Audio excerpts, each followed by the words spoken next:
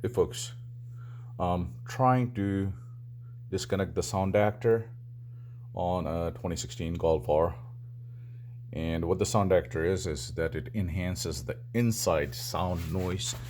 And it's, which I'm going to step back and show you. So this is the inside, this is the hood open, and it's back where the windshield meets up.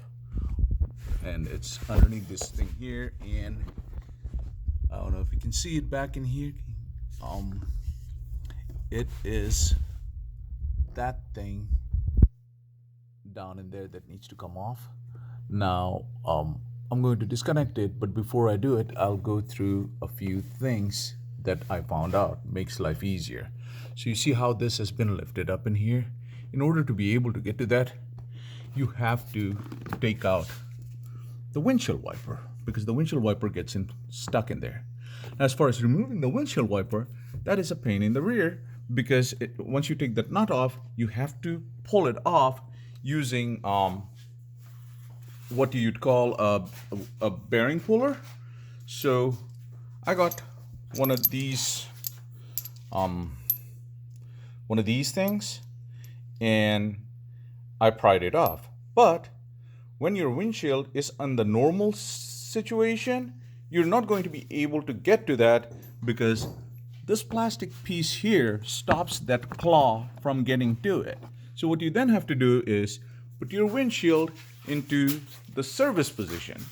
So when you put it into the service position, what it does is it lifts both of those windshield wipers up, and you'll be able to then clamp on in there. Now, in order to do that, what you have to do is you have to turn the car on, you have to turn it off.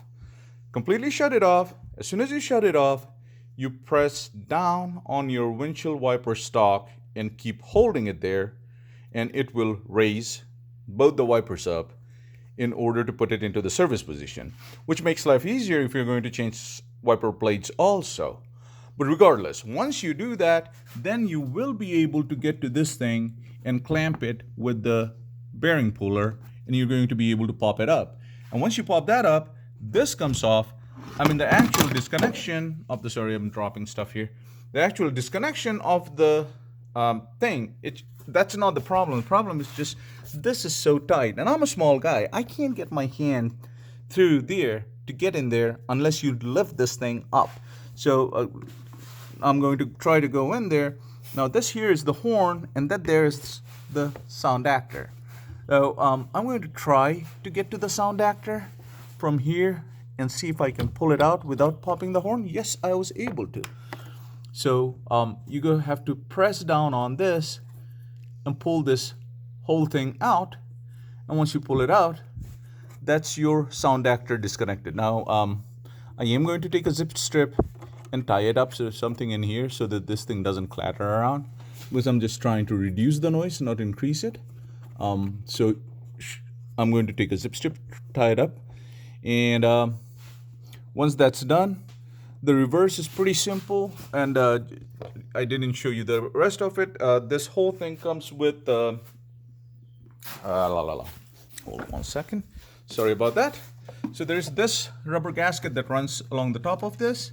So you pop this rubber gasket out, and you take the rubber gasket out, and then there are 3 clips that go, one here, one right down the middle, and one down in here. They're pressure straight clips. You can grab, this one's a little difficult because you can't get your finger underneath it to pop it up. So you need something like a little screwdriver or something to pop it up. These other 2, you can just pop them off right by hand.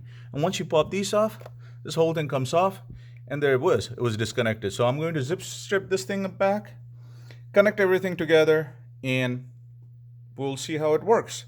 The thing is, it's nice to hear the sound when you're on the outside, but when you're using this on a daily basis, to me that sound gets annoying. Even in comfort mode, it is still pretty loud. I'm hoping that this is going to give us some a little bit more quietness inside the cabin. We'll see. And other things that we'll try out is changing the tires and whatnot. But we'll keep you posted. All right, thanks.